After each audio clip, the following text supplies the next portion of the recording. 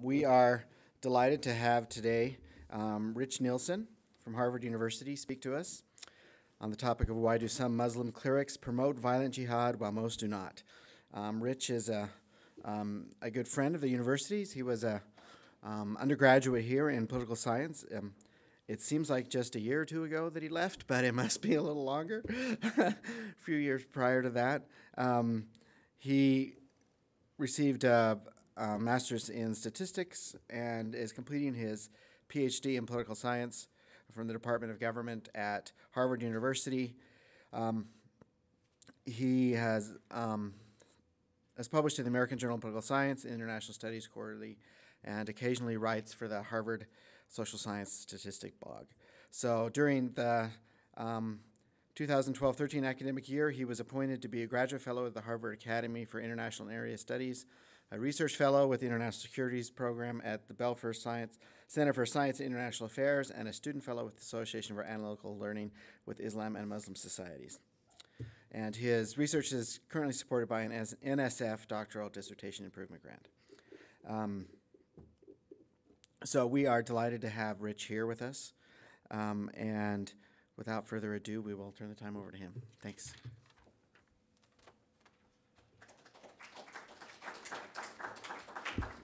Thanks. Thanks for the kind introduction. Sven listed every made-up thing that I put in there along with the real ones. Now you can decide which of those pre-docs are real and which ones are sort of not really real. As you heard, I'm an alum of BYU. I graduated in 2007. That's how long it's been. I'm very glad to be back and to feel like I'm giving something maybe back to the university, to the department, to the center, to the major, that really contributed a lot to my experience as an undergrad here. You can decide at the end of the hour whether this counts as paying things back. It's a really great talk, so I think that we're all going to be even after this talk. But anyway, so the topic today is why do some Muslim clerics promote violent jihad while most don't? I'm going to try to stay behind the podium here because of filming purposes. That's going to be really hard. So if I wander over that way, everyone kind of wave me back towards the podium. This is not a pop science talk. So I'm not just going to give you, oh, here's the lay of the land, and then here's some findings, and here's some stuff. I'm actually going to go into some kind of under the hood how the science actually works, like how I think I learned the things that I'm telling you today.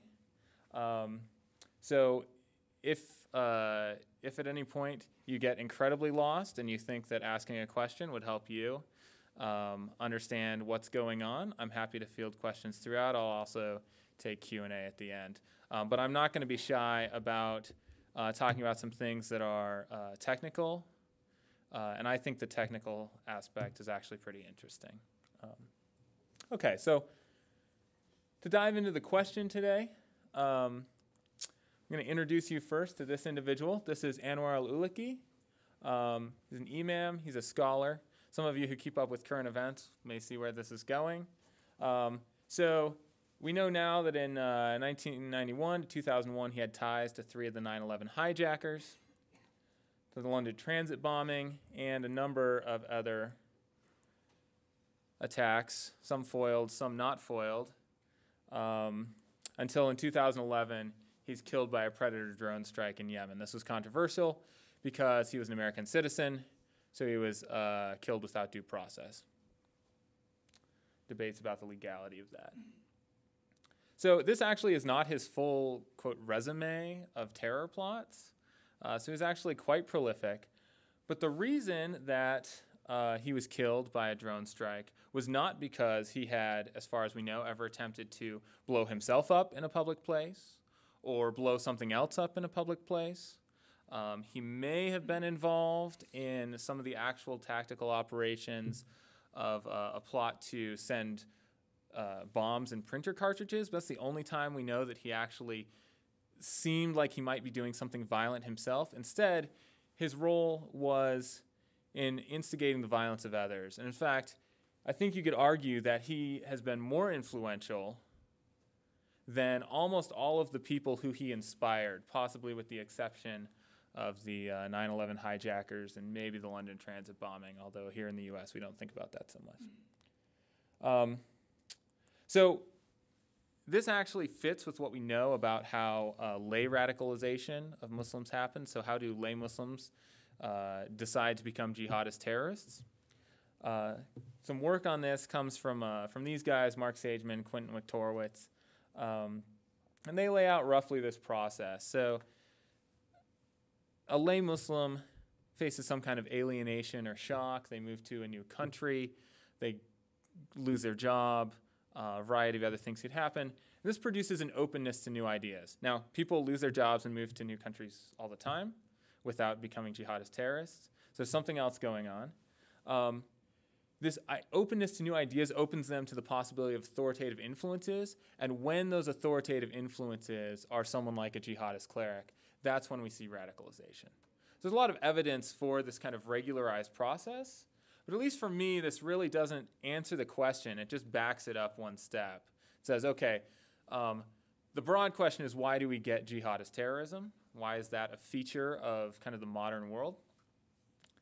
And the answer here is, well, it's because of this kind of social setting where authoritative influences can tell people to do it. And my question is, well, that's great, but what explains why the clerics themselves are willing to be jihadist?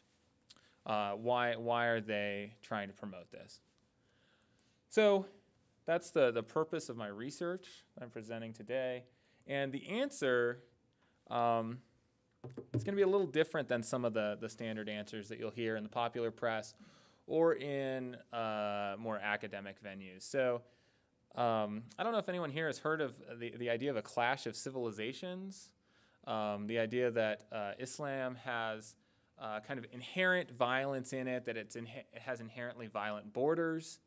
It's been stated.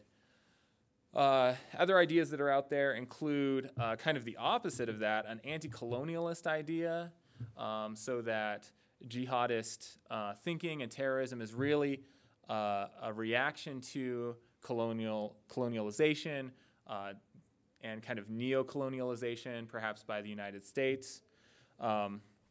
So some folks have gone so far as to say, well, 9/11 was the United States' fault because of their actions in the Middle East, U.S. government actions. The explanation that I find most compelling has very little to do with any of these. It happens in the setting of these features, but actually operates on an entirely different level and doesn't require any of those things. In fact, I would argue that those kind of these broad outcomes are actually the result of the process I'm going to tell you about today. So what I'm going to show you is that Muslim clerics are actually a lot like your professors here at BYU, okay?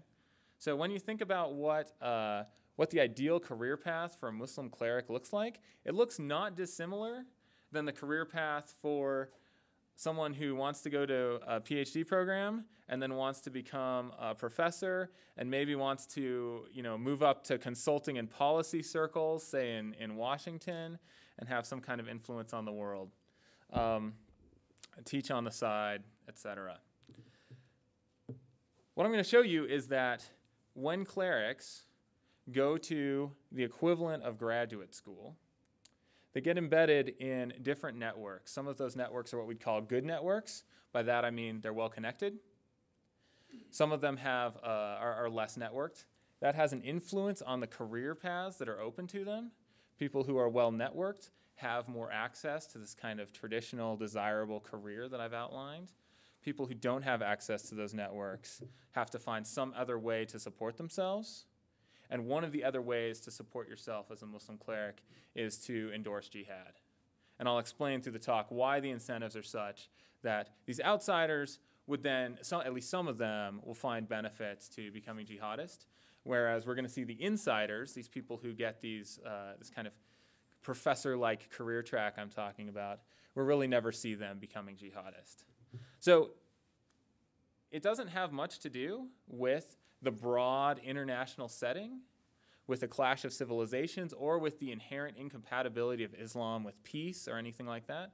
It really has to do with how individuals who are trained with a specific type of religious training, who then need to make a living, are going to try to optimize among a set of choices where those choices are constrained by who they know and how kind of powerful they are within this social setting.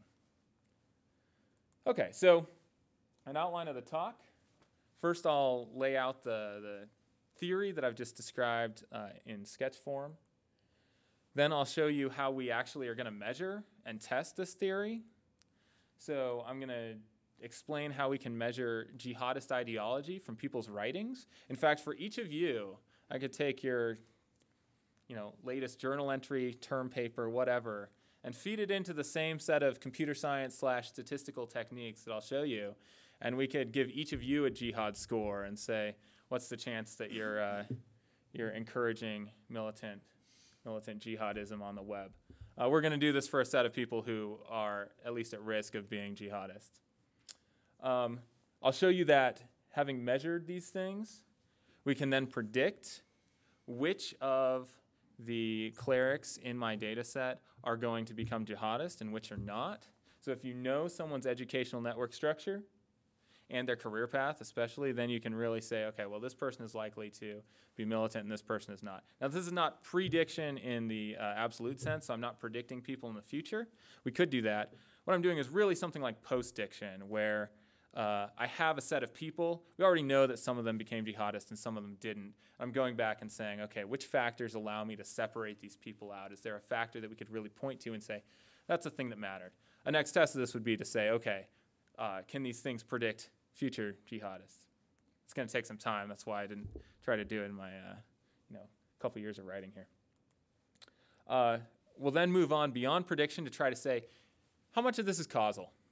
How much is this really a story about networks and about career paths? Or is this a story about something else that just happens to go along with networks and career paths?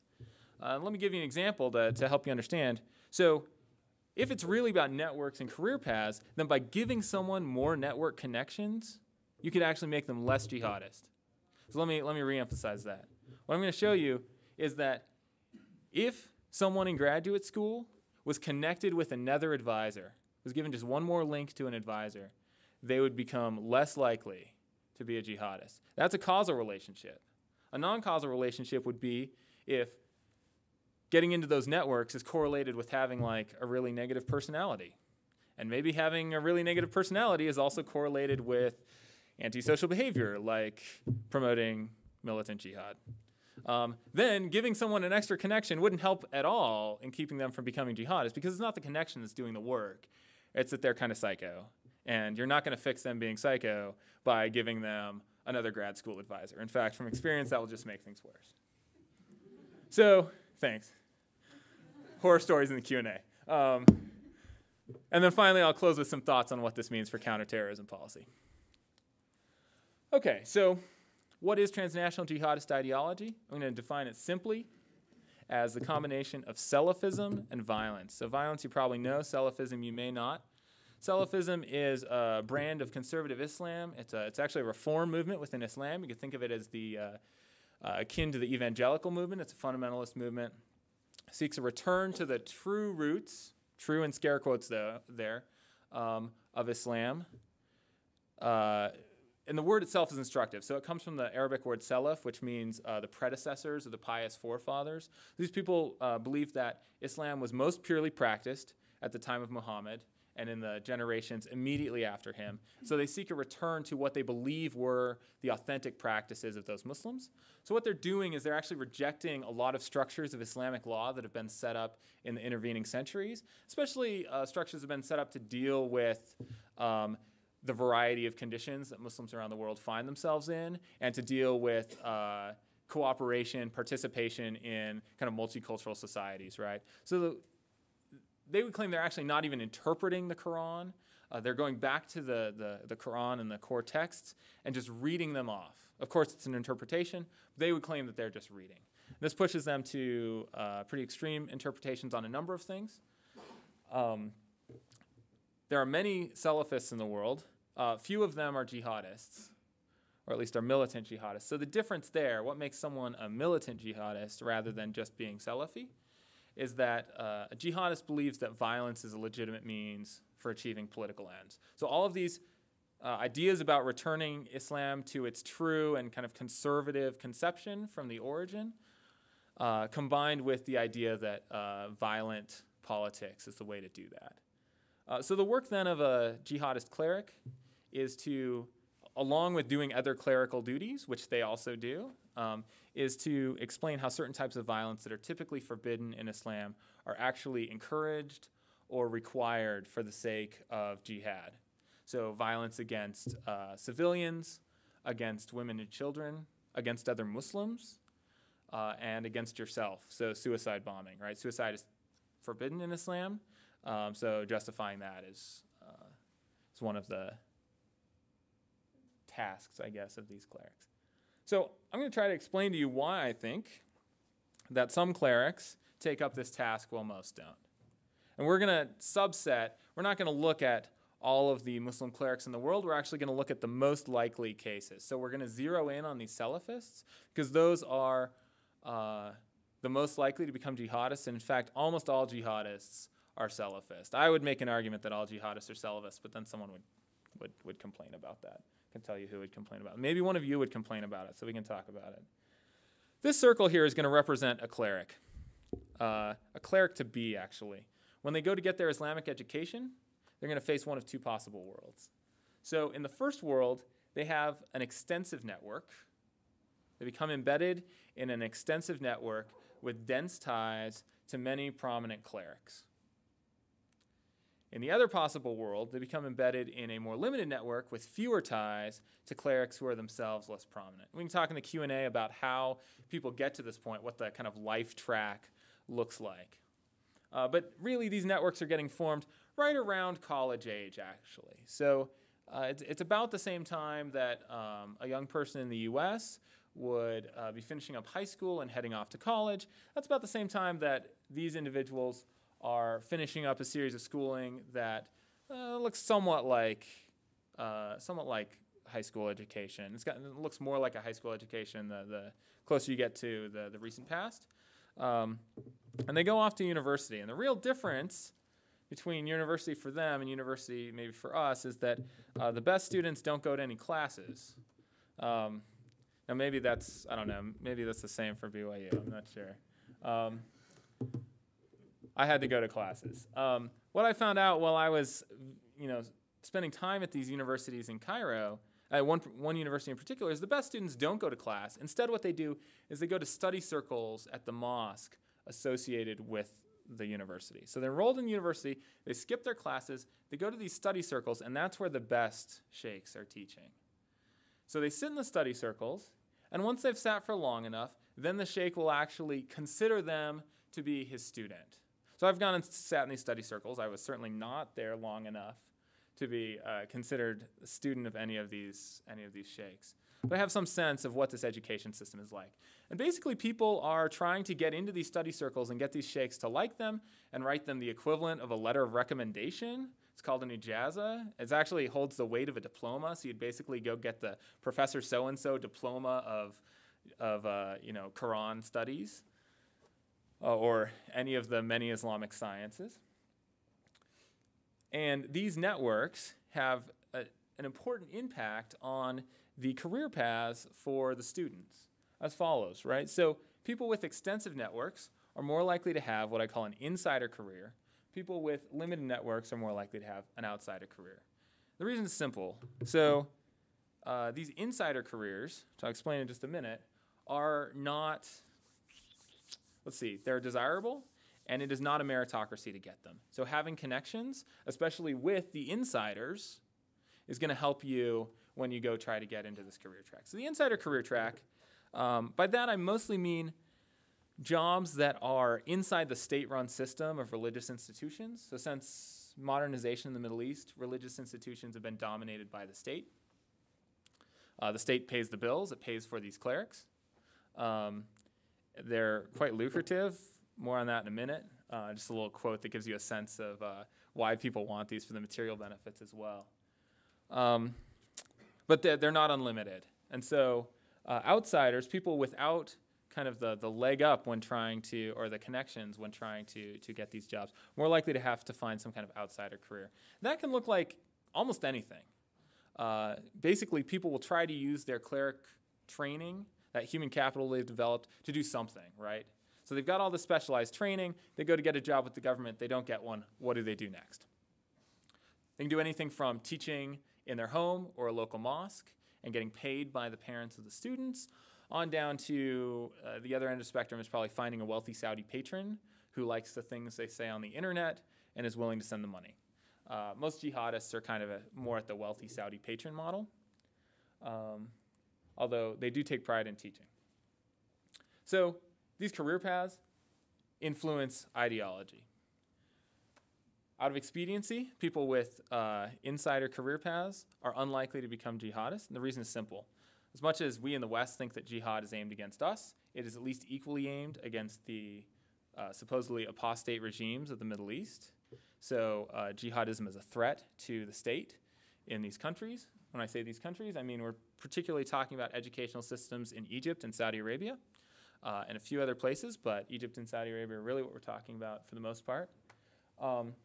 Saudi Arabia basically in the 2000s fought a war with Al-Qaeda for control of parts of its territory, actually, but also security against attacks and terrorism aimed at the government. So these governments do not like jihadists, and so if you are on this insider career track, you cannot become jihadist, or else you will lose that track. Outsiders have more freedom to become jihadist. The government has a harder time immediately tracking them down. It can't punish them as much in the sense that it's harder. It can't fire them. Can't remove their source of income, especially if their source of income really likes it that they're speaking against the government. There's a couple of reasons why clerics might be pushed to do this. One is simply that there may be lay Muslims who are themselves in favor of militant jihad, and so since they're not being serviced ideologically by these insiders, the outsiders essentially fill the gap. But I also found evidence of, I think, a more interesting story where it's a credibility thing. So being a jihadist endows credibility with certain classes of lay Muslims on other issue areas. Let me explain. These insiders are distrusted by, I would say, broad classes of lay Muslims. They're known to be co-opted. The reason that they're insiders is that the government leans on them to say that X, Y, or Z is appropriately Islamic, that the government wants to do, even when X, Y, or Z may not actually be really Islamic under most interpretations. So especially Salafis, lay Muslim Salafis, don't trust these insiders. They're willing to support an outsider who will say what they truly think, will be religiously authentic. The easiest way to demonstrate that you are not co-opted by the government is to say things that the government strongly dislikes. That is to be jihadist. And the reason it's credible is because these clerics will pay a price. They'll go to prison. And in fact, what I found reading these clerics' biographies, which I've done at great length, they actually write autobiographies about themselves. It's like a kind of a long-form resume, is that they talk about their prison time as a credential.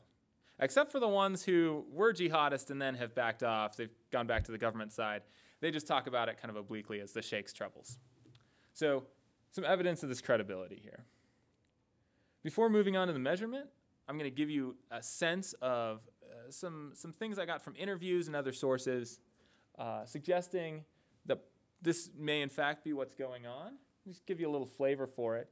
So I was in Cairo, as I said, at one of the universities there at Al-Azhar University, which actually is the most important Islamic university in the world. It's also the oldest continuously operating university in the world.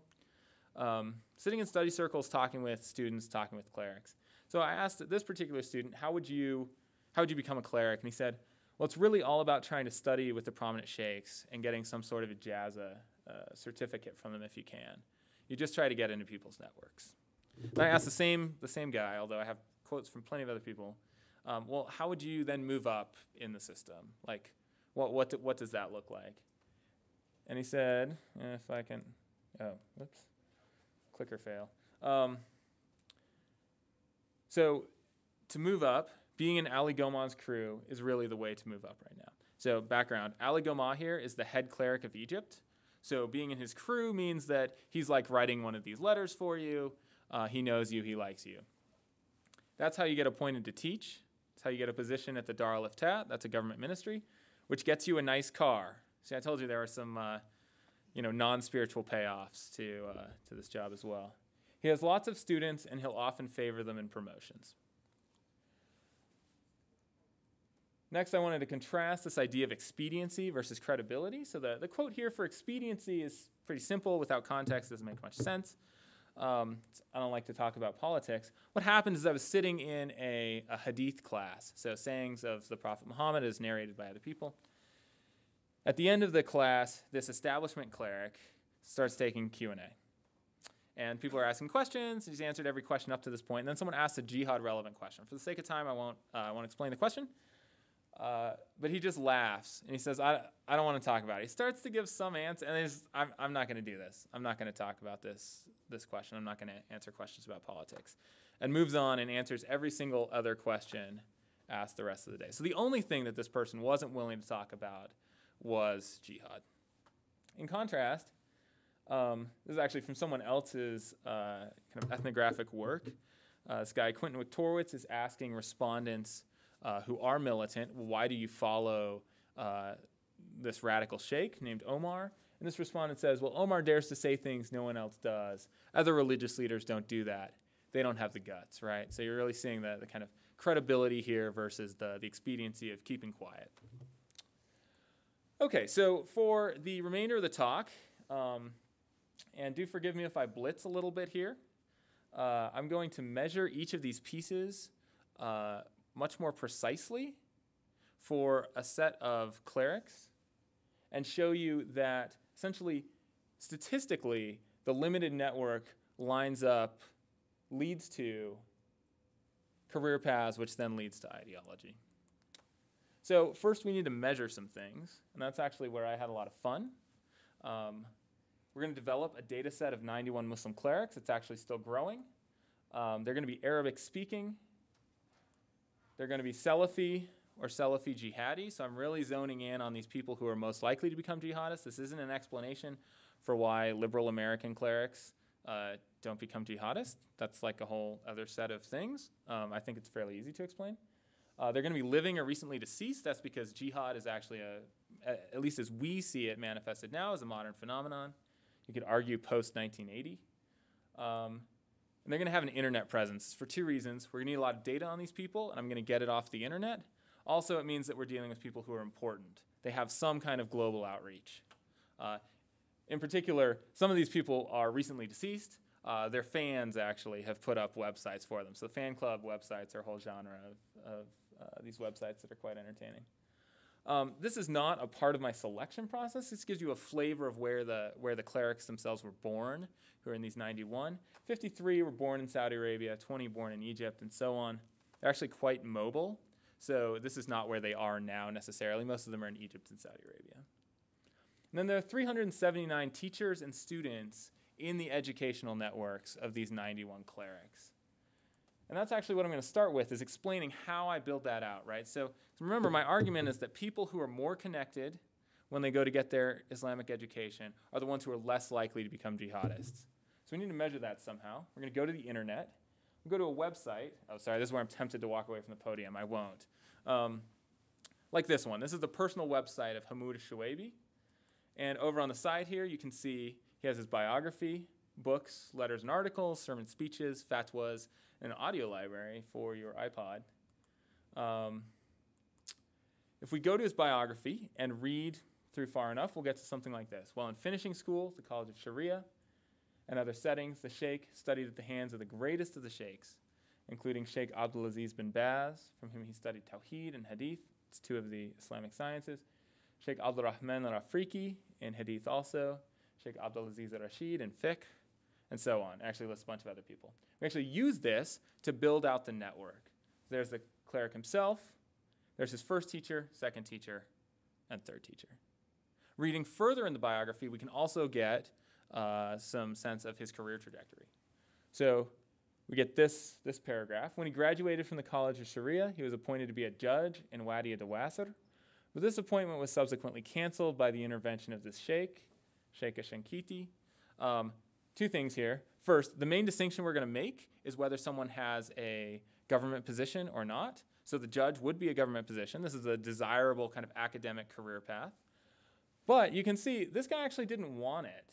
And the problem is that Wadi Adawasser is out in the hinterlands of Saudi Arabia, like it's really out there, and he apparently wanted to stay, I think, in Riyadh. So he actually leveraged and got this guy who was one of his academic mentors to get that appointment canceled and get him a different appointment. So he was thus appointed as a teacher at the finishing school for a year and then goes back to teach at the College of Sharia where he had been a student 2 years before. So you can get some sense that these networks really are influential in getting people jobs they want. Measuring cleric ideology is going to be a little more involved. So I'll talk through it at some length and probably skip a few things. You can see there's a number of things we could use to measure ideology, like what this cleric thinks. We're going to use all of it. Just to give you a flavor, we can go to the fatwas page. This is a listing of all the hyperlinks to, well, not all of them, it goes down. The hyperlinks of this cleric's fatwas.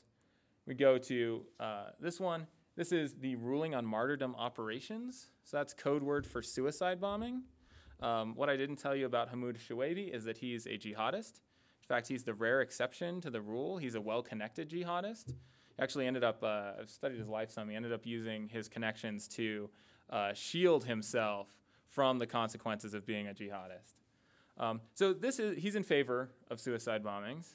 And this, I think, for most of you is probably your first jihadist fatwa. Don't read too closely. It's fuzzy, so you can't read it anyway. What we're going to do is we're going to grab all of these documents, pull them down using a set of computer programs, and analyze them in mass. It's going to be more than a human can read, so we'll do it with computers. What that's doing, so we go back to the internet, we're going to scrape this content down. That means pull it down with computer programs. It's going to come as a mixture of Arabic that we want and HTML code from running a website that we don't want. So we're going to clean it and scrape it, or clean it and stem it, sorry. So cleaning means taking out the HTML code. Stemming means combining similar words and removing unimportant words. And then we're going to put a statistical model on the text. That's going to be the same as if I tried to read all of these documents and say how jihadist each document is. We're going to try to teach a computer to do that by looking at keywords in the documents. So you can think of this now, I'll explain a little more in a minute. You can think of it for now as a dictionary of all of the words, where some words are more indicative of jihad and some words are more indicative of not being jihadist. So you can see I've colored the words there, kind of red and blue. Throughout the rest, I'll use red to mean more jihadist and blue to mean less jihadist. We'll do that for a document. We do it for all of the documents produced by a cleric. Then there's a number of ways to aggregate up to the cleric level. For now, we'll just sort the documents, look at the top end, so look at the most extreme thing that each cleric is saying, and then pull that out as a score and say, okay, what's the most extreme thing that this person is willing to say? We'll do this for the 91 clerics in the data set, and they've collectively produced 30,000 documents, which is why I'm not trying to read these. Give you a flavor here of what the model on the text is doing, how it works. So what we're going to do is we're going to forget about the 30,000 documents for a minute. We're going to take a new set of documents, define group A to be jihadist and group B to be not jihadist. The way we do that is we take a set of documents that we know are jihadist because I'm going to go download them from jihadist web forums. It actually comes as a zipped folder. If you were going to become a militant jihadist, you would go download the zip folder and start reading. Then we're going to take a set of documents that we know aren't jihadist. We're actually going to take we'll take each new document, sorry, I'm getting ahead of myself, take each new document from the 30,000 and say what's the probability that the word counts in that document match up to the non-jihadist documents? What's the probability that it matches up to the jihadist documents? And we'll actually do a mathematical transformation. We'll just take a ratio, a logged ratio there of those probabilities. But it really is just the probabilities. It's saying, is this new document more likely to have come from the non-jihadist side or the jihadist side? So what we're doing is we're assuming that jihadists talk differently than non-jihadists. That, in fact, is the case, luckily. And using that to measure these writings. This gives you picture of what, literally a picture, of what the words in the documents are doing. So words that are large are simply more frequent in this training corpus. The y-axis doesn't matter. It's just to spread the words out so we can read them. What really matters is this x-axis. So a document that has the words apostasy and jihad in it is going to get a very high score because those words are highly indicative of being jihadist, and the reverse for the blue words over here. If we had 30 minutes to talk about jihadist ideology, I could tell you why this all makes sense. In fact, why apostasy is actually the word you want. If you had to pick a single word to pull out jihadist, you'd actually pick apostasy rather than jihad. Okay, so now we've measured everything, and we can actually look at whether these things correlate with each other. So I'm going to walk you through the predictions and probably skip the causal stuff. So we're actually going to take the same flowchart we've been using and remove the theoretical concepts and put in some actual data. The first piece, sorry, I'm getting ahead of myself again. The first piece here is extensive versus limited networks. So remember how we built out the network from the biographies? We're actually just going to take that network, and there's a number of features of this network we could look at. But for now, we're actually just going to look at how connected each cleric in that network is. Remember, I think it's that connections get you a job. In particular, it helps to be well connected, but it helps to be well connected to people who are themselves well connected, right? You want a famous advisor. You want a connection to someone who can really get you a job. This has actually a formal definition in the network literature. It's called eigenvector centrality. Down here on the bottom, what you're looking at is a histogram of the eigenvector centralities for all of the clerics in this network. If you gray out the middle part, you can see the outer ring corresponds to having 0 centrality, which is the least central you can be, whereas being in the middle ring, this inner ring, they have a range, but it's higher centrality. We can actually kind of use the full range here, but just for right now, we're just going to plug people in as they appear here. So we'll call the people in the center, we'll call them connected. People on the outside, we'll call them disconnected. What we'll actually see is that of the people who are connected, who are in the extensive network, 41 of 62 go on to have insider careers. 15 out of 29 go on to have outsider careers in this limited network. So that's a majority following this career path I would have predicted. And the same with ideology. So again, it's going to be a majority in each case follow the ideological path I would have predicted. You actually get even more precise predictions if you use both the limited network and the outsider career. I'm going to skip a bunch of things because I have made the talk too long. That's all right. I'm going to decide how much I'm skipping here. So basically, let's see, what would I like to do? I'd like to give you some sense of how big this effect is. And this will be, we'll do this in the context of a particular cleric. So what I've just skipped through is a bunch of it's a podium that's making me slow.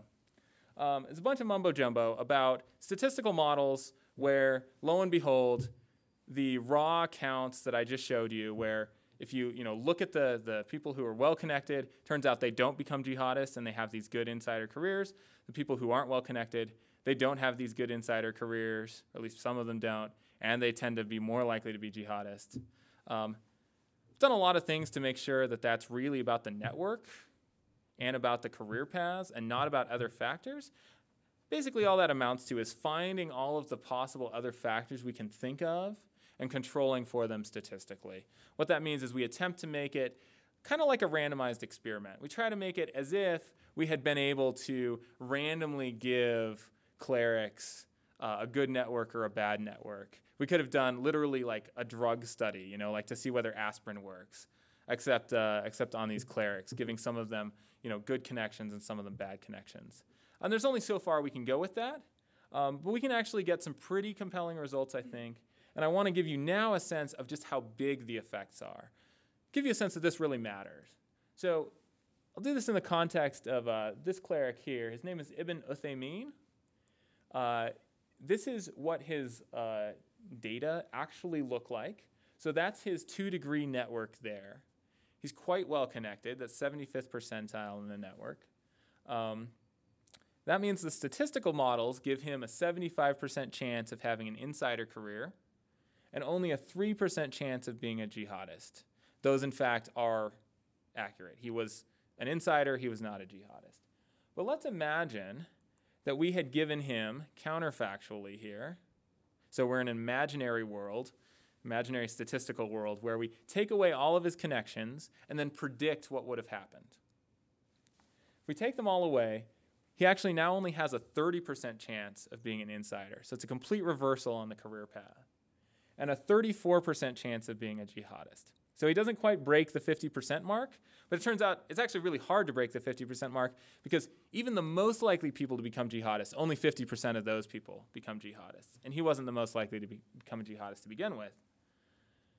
Lest that sounds small, I will also note that the increase from 3% to 34% is a 1,000% increase in the risk of becoming jihadists. So if I told you that, say I was campaigning for president, and I told you that on my watch we had become 1,000% more likely to be victims of jihadist terrorism, I don't think that would play well as a campaign speech.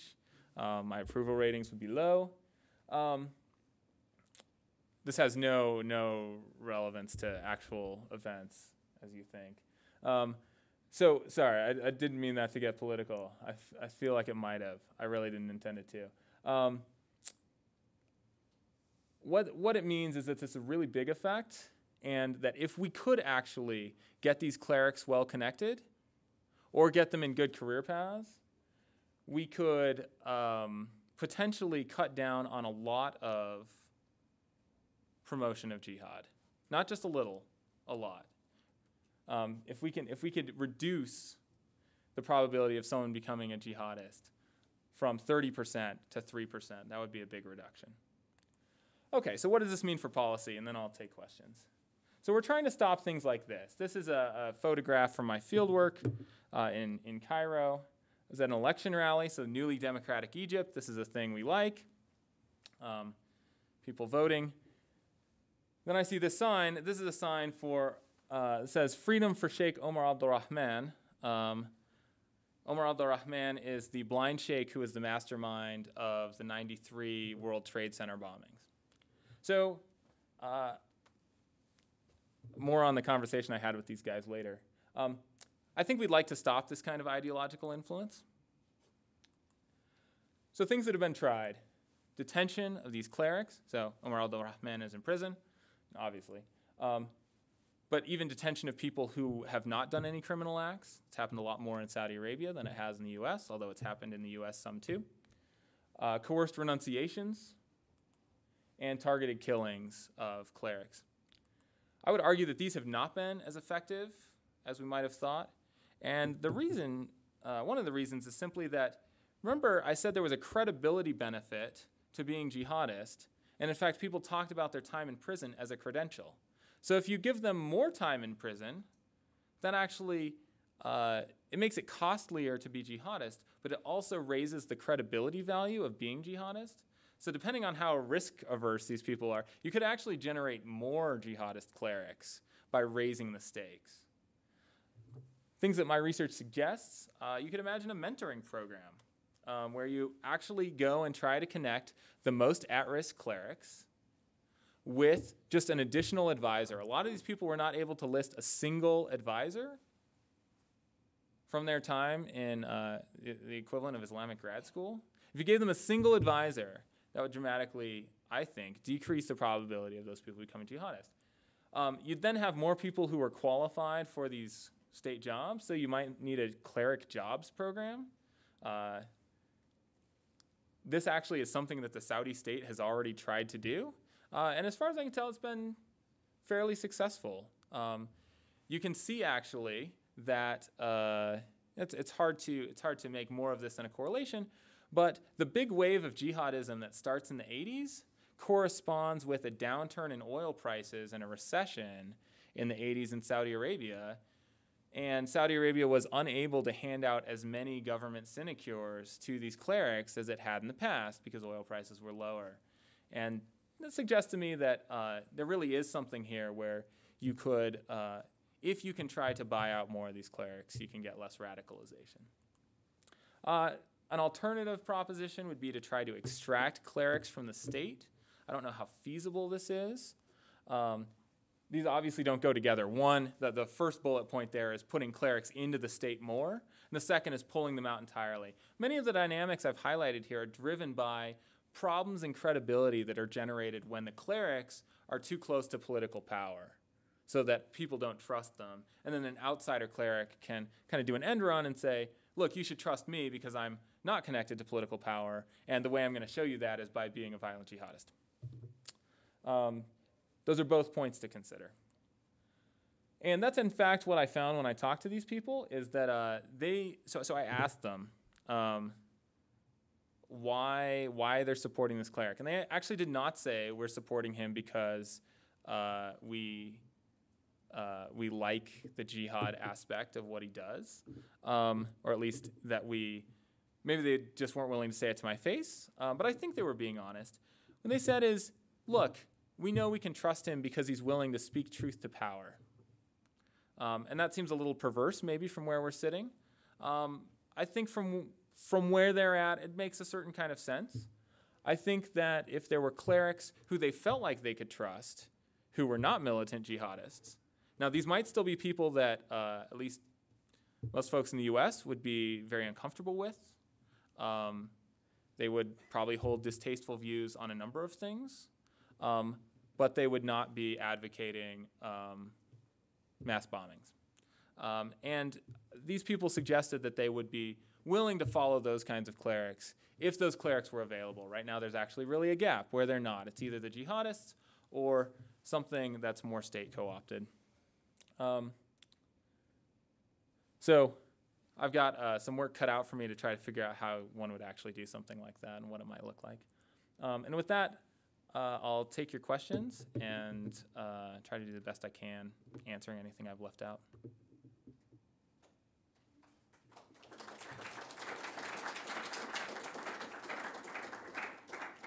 I think there's a microphone for questions.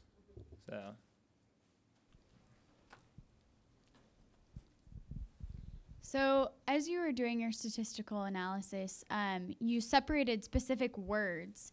And I'm wondering how much a context would have changed those results or how much that would impact what you're seeing. Yeah, that's a good question. So what I'm doing is very brute force. Although it's surprisingly effective, it's actually the same technology that keeps spam out of your inbox. So all I'm doing is instead of keeping the words Viagra and Nigerian and banker out of your inbox, do you check your spam every so often just to see what the latest is? Sorry, since I do this stuff, I do. You can actually get pretty good results on broad things using essentially a sledgehammer. So I've destroyed all context. I've taken all of the words. It doesn't matter where they occur. It doesn't matter if what order they're in. And I just say, computer, give me what you think the answer is. So where this really breaks down, and I have examples of this, a fatwa that says, no, jihad in this way is not permissible, comes through looking like it's jihadist. Has the words jihad in it. And usually, non-jihadist clerics don't talk about jihad much. So you'd say, oh, that's a problem. Now, the reason I get away with it here is because I'm looking at the full spectrum of things that people have written. And so people who are writing a fatwa that says, no, you shouldn't be doing this militant jihad, tend to write a whole bunch of other documents that clearly indicate that they are not jihadist. And so their kind of average score gets pulled way down. But yeah, there are actually a lot of things that you could do with context. I'm kind of geekily into Arabic linguistics, and so I'm playing with some of these. I mean, you could do things like pulling out concepts that we know are important for jihadist ideology and just using those as keywords instead. If you were trying to pull out specific types of jihadists, you'd really run into a lot of problems with this, right? So there are subtypes of jihadists, and you really couldn't separate them with a technique like this. you'd have to do something more context-based. So it really is dependent on the application. Questions?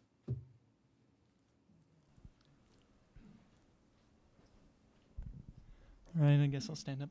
No pressure. Yeah, okay. So my question was, kind of skip past the regressions a bit and some of these control variables that you were sticking in. One that I was particularly interested in that seemed to me to be the most likely counter hypothesis maybe is this idea that these people are naturally inclined to not enter, maybe for personality reasons or psychological reasons. They are not as likely to get into these extensive networks as other people are. I was wondering how exactly you controlled for that in those regressions, or how you address that issue. Great. So a couple of things. First, personality issues. I've thought about this a fair amount. It's very difficult. Okay, it's impossible for me to measure personality issues. I would love to go do MRI scans of these people and then correlate that with what they write. The State Department wouldn't be cool with that, neither would the Clerics, so it's a non-starter. But anecdotally, we actually don't have a lot of evidence that that jihadist clerics at large are suffering from massive personality disorders. Osama bin Laden is famous for being very charismatic and being able to bridge people and groups and bring them together. And actually, Hamoud al-Shuaibi was known for being very charismatic. And then others like Imam al-Zawahiri, who's now kind of the head of Al-Qaeda and was kind of the spiritual, intellectual force of Al-Qaeda for a while, is a terrible, he's just an annoying person. Everyone says this, and it's one of the reasons that Al-Qaeda is on the ropes right now is because everyone's kind of franchising out and saying, we don't really want to work with the Zawahiri because he's such a jerk.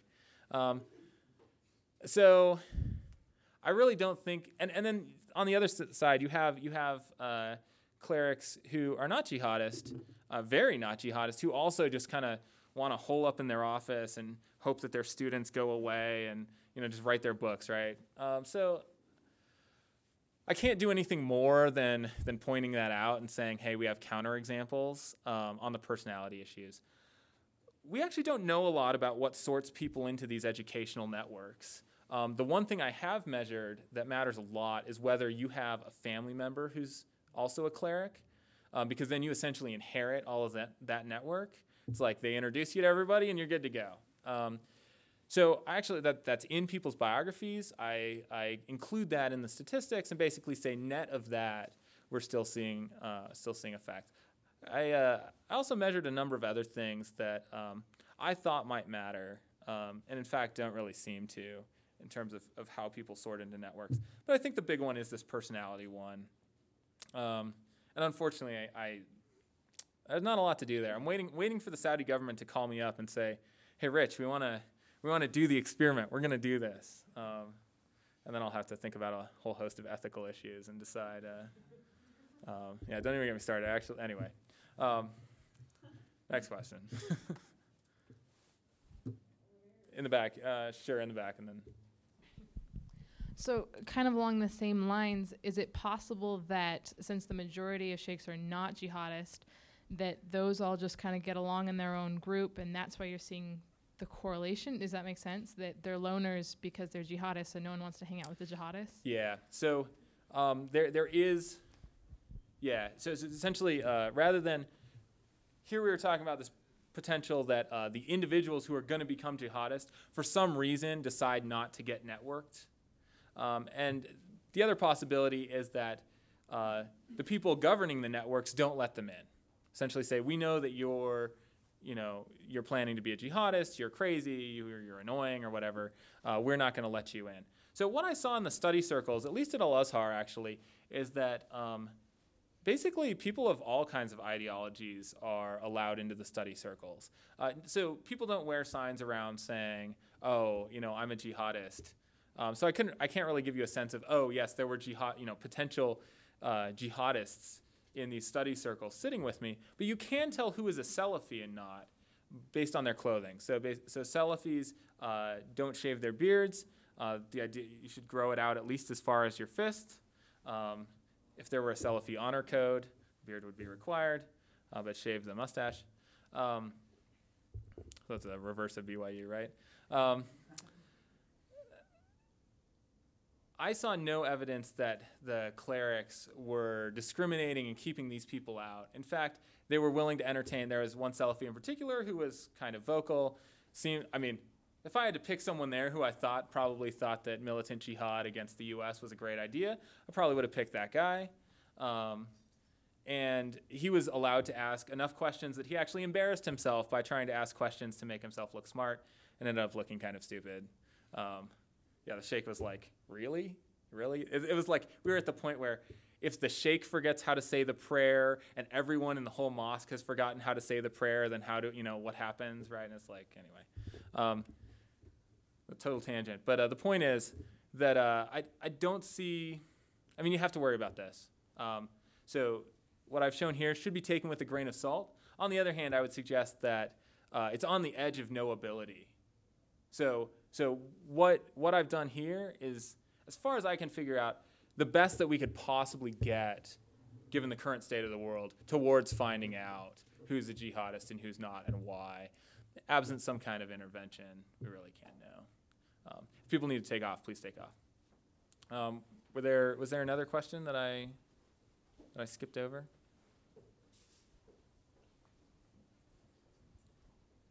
Okay, then everyone can take off, I guess. Thank you.